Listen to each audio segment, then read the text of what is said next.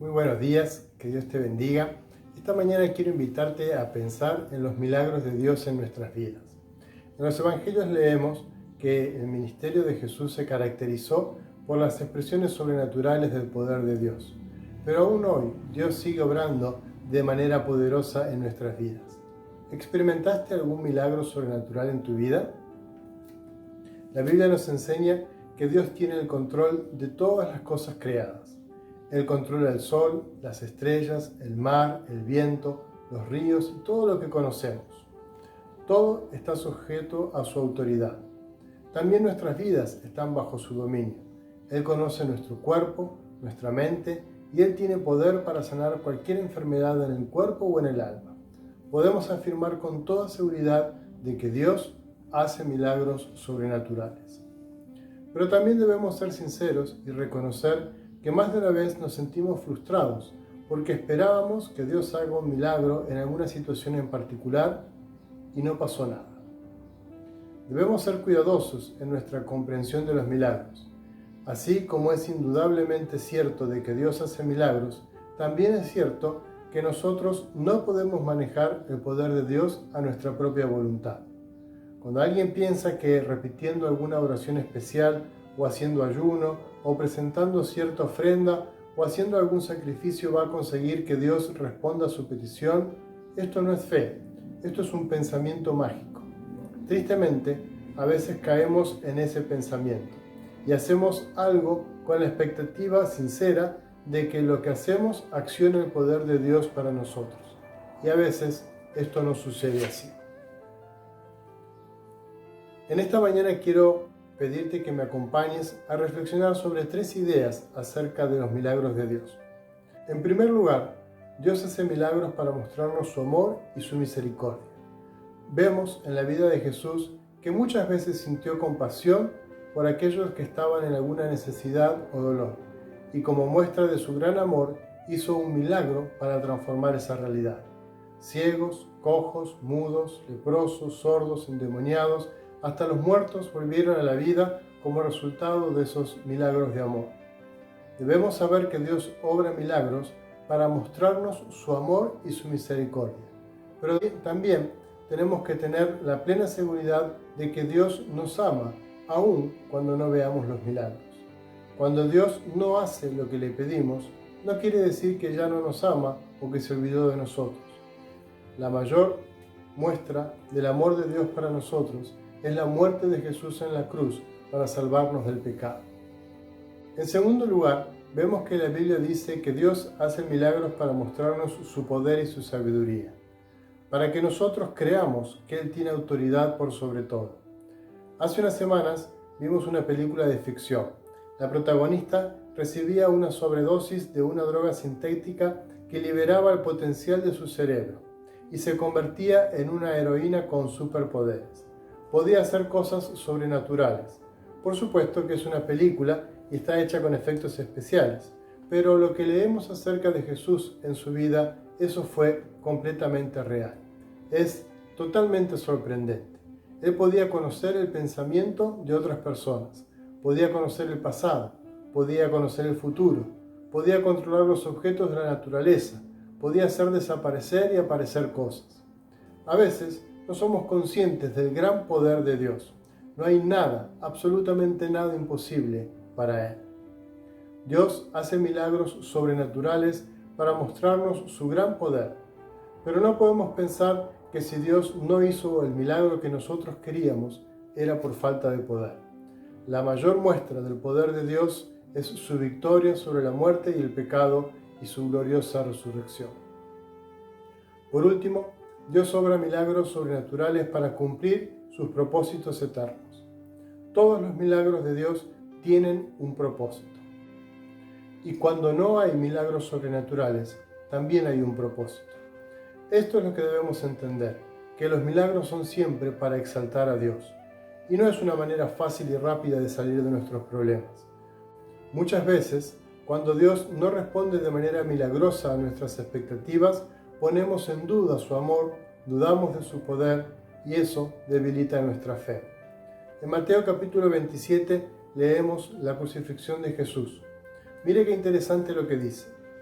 Los que pasaban le injuriaban, meneando la cabeza y diciendo: Tú que derribas el templo y en 3 días lo reedificas, sálvate a ti mismo.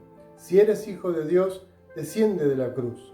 De esta manera también los principales sacerdotes, escarneciéndole con los escribas y los fariseos y los ancianos, le decían: A otro salvó, a sí mismo no se puede salvar. Si es el Rey de Israel, descienda ahora de la cruz y creeremos en él. Muchos se burlaban de él y lo insultaban. Pero no solamente los escribas y los fariseos, también sus propios discípulos llegaron a dudar en su fe y decían: creímos que este iba a ser el Mesías, pero murió. ¿Acaso Dios no tenía poder para salvar a su Hijo de una muerte tan terrible? ¿Acaso Dios no amaba a su Hijo para evitarle tanto sufrimiento y tanta humillación? ¿Por qué Dios no hizo un milagro sobrenatural? ¿Por qué Dios no hizo nada? Dios hace milagros para mostrarnos su propósito. Y muchas veces Dios no hace milagros porque tiene un propósito. Y esto no debe afectar nuestra fe. Debemos conocer a Dios. Debemos tener una comunión profunda con Él. Debemos conocer cuál es su voluntad y cuál es el propósito de Dios para nuestras vidas. De esa manera vamos a entender los milagros de Dios y sobre todo vamos a entender cuando Dios no hace lo que nosotros pensamos que debería hacer. Quiero que guarde estos pensamientos en su corazón en esta mañana. Dios aún hace milagros sobrenaturales en nuestras vidas para mostrarnos su gran poder y su amor. Cuando Dios no nos responde de manera milagrosa, no debemos dudar de su poder y de su amor. Debemos aceptar los propósitos de Dios y conocer su voluntad.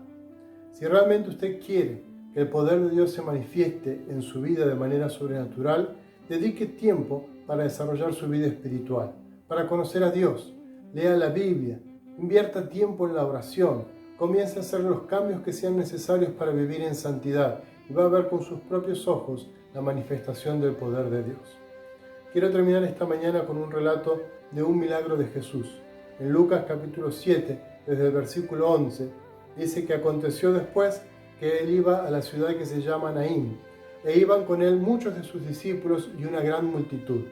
Y cuando llegó cerca de la puerta de la ciudad, he aquí que llevaban a enterrar a un difunto, hijo único de su madre, la cual era viuda. Y había con ella mucha gente de la ciudad.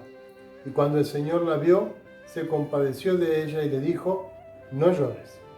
Y acercándose, tocó el féretro, y los que lo llevaban se detuvieron, y dijo al joven: a ti te digo, levántate. Entonces se incorporó el que había muerto y comenzó a hablar, y lo dio a su madre.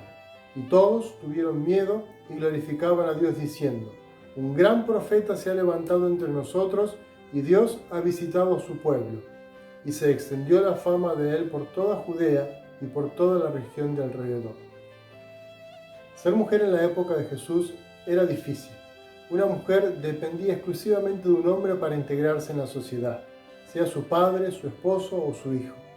La muerte del único hijo significaba la propia muerte de esta mujer. La imposibilidad de seguir viviendo una vida social normal. Quedaba completamente desamparada y excluida.